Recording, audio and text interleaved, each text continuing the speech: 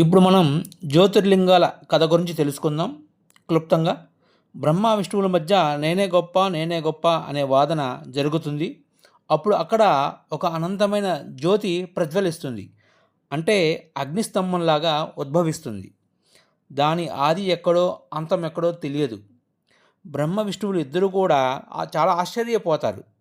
అప్పుడు బ్రహ్మ విష్ణువు ఇద్దరూ కూడా ఆ స్తంభానికి ఆది అంతం తెలుసుకోవడానికి బ్రహ్మదేవుడు హంస రూపంలో పైకి వెళ్తాడు. విష్ణుమూర్తి వరాహ రూపంలో కిందకి వెళ్తాడు. అప్పుడు బ్రహ్మ విష్ణువుకి ఎంత వెళ్ళినా కానీ కనబడకపోయేసరికి చాలా ఆశ్చర్యపోతారు. అప్పుడే స్వామివారు అంటే పరమేశ్వరుడు ఆ జ్యోతిలో నుంచి బయటికి రావడం జరుగుతుంది.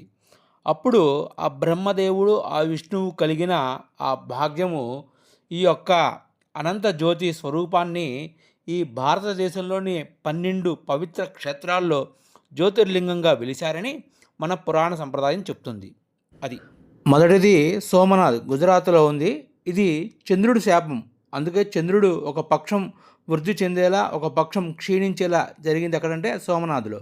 2 మల్లికార్జునుడు, ఆంధ్రప్రదేశ్. శ్రీశైలం అంటే గణేశుడు కుమారస్వామి ఒక పోటీ జరిగింది కదండి, ఎవరు తొందరగా ముల్లోకాలు తిరిగి వస్తారో అన్నది. అది ఇక్కడికి సంబంధించిందే. ముందుగా గణేశుడు వస్తాడు, విజేత అవుతాడు. తర్వాత కుమారస్వామి అలిగి వచ్చేస్తాడు. అలిగినప్పుడు పార్వతీ పరమేశ్వరులు ఇక్కడికి శ్రీశైలానికి వచ్చినట్టు ఇక్కడ పురాణ గాథ. 3 మహాకాళేశ్వర్, మధ్యప్రదేశ్. మహాకాళి రూపంలో భూమి నుంచి ప్రత్యక్షమై దుషణుడిని సంహరిస్తాడు. అది ఇక్కడ జరిగింది. 4 ఓంకారేశ్వర్, ఇది కూడా మధ్యప్రదేశ్లో ఉంది. నర్మదా నదిలోని ముదాంతా ద్వీపం ఓం ఆకారంలో ఉంది కాబట్టి ఇక్కడ ఓంకారేశ్వర్ అని పేరు వచ్చింది. 5 వచ్చి కేదార్నాథ్, ఇది ఉత్తరాఖండ్లో ఉంది. మహాభారత యుద్ధం తర్వాత పాండవులు తమ వల్ల జరిగిన పాపాలపై చాలా బాధపడతారు. అప్పుడు ఎలాగైనా సరే శివుడిని దర్శనం చేసుకోవాలని వారు అంతా వెతుకుతారు. కానీ స్వామివారు ఒక ఎద్దు రూపంలో ఈ కేదార ప్రాంతంలో ఉన్నారని తెలుసుకొని ఆ పాండవులందరూ వస్తారు. అప్పుడు భీముడు చూసి ఆ ఎద్దు రూపంలో ఉన్న శివుడిని కనిపెడతాడు. అప్పుడు వీళ్ళకి దర్శనం ఇవ్వకూడదని స్వామివారు పరిగెత్తుకుంటూ వెళ్ళి ఎద్దు రూపంలో ఉన్న స్వామివారు పరిగెత్తుకుంటూ వెళ్ళి భూమిలోకి వెళ్ళిపోతారు.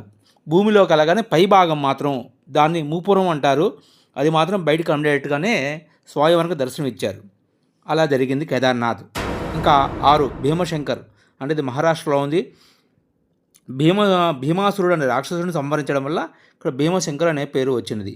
7 కాశీ, వారణాసి, అంటే ఉత్తరప్రదేశ్లో ఉంది. శివునికి అత్యంత ప్రియమైన క్షేత్రంగా పురాణాలు చెబుతాయి. స్వామివారు తారక మంత్రాన్ని ఉపదేశించిన మోక్షాన్ని ప్రసాదిస్తాడని ఇక్కడ నమ్మకం. ఇక్కడ దీన్ని కాశీ నగరి అని కూడా అంటారు.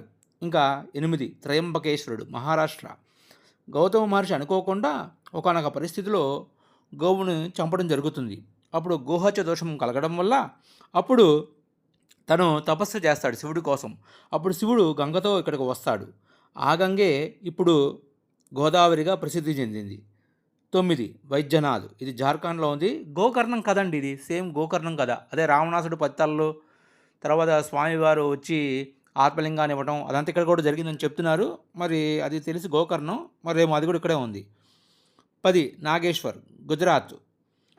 సుప్రియుడు అనే భక్తుని బంధిస్తాడు ధారకుడు అనే రాజు. ఆ రాజుగారు జైల్లో వేయగానే జైల్లో కూడా చెప్పండి శ్రీరామదాసుల కథలాగా జైల్లో వేసినాక ఇంకా అదే భక్త పారవస్యంలో శివుడిని కొలుస్తూ ఉంటాడు. శివుడు చివరికి తనని విడిపిస్తాడు. అది నాగేశ్వర్, గుజరాత్లో జరిగింది. 11 ఏమిటయ్యా అంటే రామేశ్వరం, తమిళనాడు.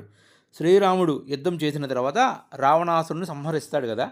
రావణాసురుడు ఏమిటయ్యా అంటే బ్రాహ్మణుడు కాబట్టి ఇతనికి బ్రాహ్మణ దోషం తగులుతుంది కాబట్టి, పంచదోషాల్లో బ్రాహ్మణ దోషం ఉంది కాబట్టి స్వామివారు ఎలాగైనా సరే శ్రీరాముడు స్వామివారిని ప్రతిష్ఠ చేయాలని అనుకుని ఇక్కడ ప్రతిష్ఠ చేయడం జరుగుతున్నది. ఇంకా 12 కృష్ణేశ్వర్, మహారాష్ట్ర. కుసుమ అనే మహిళ ఇక్కడ స్వామివారికి నిత్యం పూజ చేస్తూ ఉండేది. పూజ చేసేసరికి ఇంకా తన కుమారుడు చనిపోతాడు. తిరిగి ప్రత్యక్షమై తన కుమారుని ఇచ్చివేయడం వల్ల ఆ కుసుమ కూడా చాలా ఆనందపడుతుంది. ఇది కృష్ణేశ్వర్, మహారాష్ట్రలో జరిగిన కథ. వీడియో మొత్తం చూసిన వాళ్ళు మాత్రం లైక్ చేయండి. మీకు నచ్చిందని అనుకుంటున్నాను.